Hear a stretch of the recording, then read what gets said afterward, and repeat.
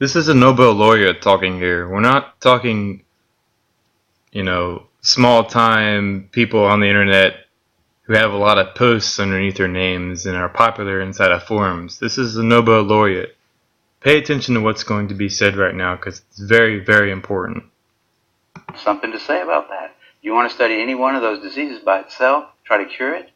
We'll talk about that. The thing that I learned back in 1968 when I first published a paper by myself in Nature in a field that I had no expertise in at all, there are no old wise men up there at the top of science. Which I really did until 68. I would have thought, if you try to publish a dumb paper in a journal like Nature, it won't get published. But if you try to publish a good paper in there, like I later tried to publish PCR, the invention of PCR, in the same journal, and they didn't take it. So it's up there. There isn't an up there there. There's no place up on the Academy of Science is just a bunch of idiots, just like everybody else. The editors of journals, austere journals even, they're just busy with their little lives and stuff. There are no old wise men up on the top making sure that we don't do something really dumb.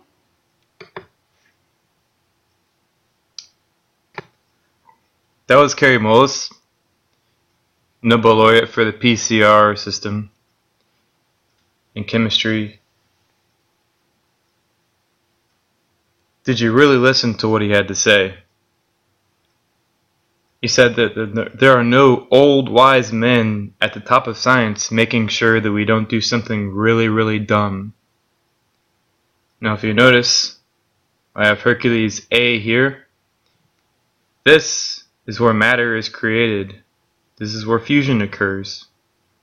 The matter is ejected from the central object, whatever object is in there, slams into other matter at near luminal velocities, creating all the matter that we are familiar with. This is galactic nucleosynthesis. Unfortunately, that really dumb thing that scientists have done is assume that everything in existence came from nothing, came from a point mass singularity of whatever it is they want to invent next. The truth is that galaxies are born inside of the universe. There was no creation event. So all the hypothesis and all the theory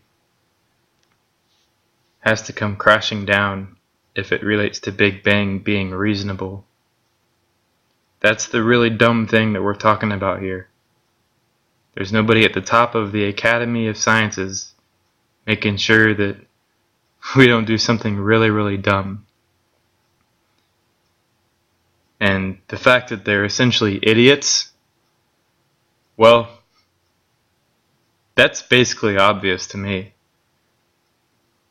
When I've been trying to tell people that after a star forms, it cools and dies and becomes what people call a planet, I'm just talking to walls when I mention that on mainstream forums. They have no idea what they're doing at all. And then the worst part about it is they get upset when you show them how things really work. Such as the strange situation we're in modern science. The fact is that modern science is more like a mob. It's mob mentality. Everybody wants to agree with everybody else for the sake of their careers, to get grant money, and to be a part of the group, and to be accepted by others, and to have a feeling of importance. Truth is, nature doesn't care if you have a feeling of importance. Nature doesn't care if you know what you're talking about or have expertise or degrees. Nature does what it wants without your approval. And that's one of the hardest lessons I think a lot of modern scientists have to learn, is that they're not omniscient. They don't know everything. And the fact is that they could have false knowledge,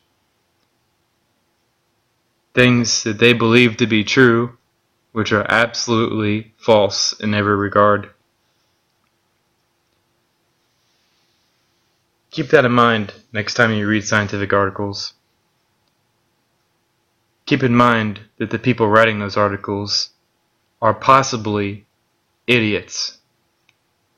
Just because they have a job doing this stuff doesn't mean they know what they're talking about. It just means that they're a part of a group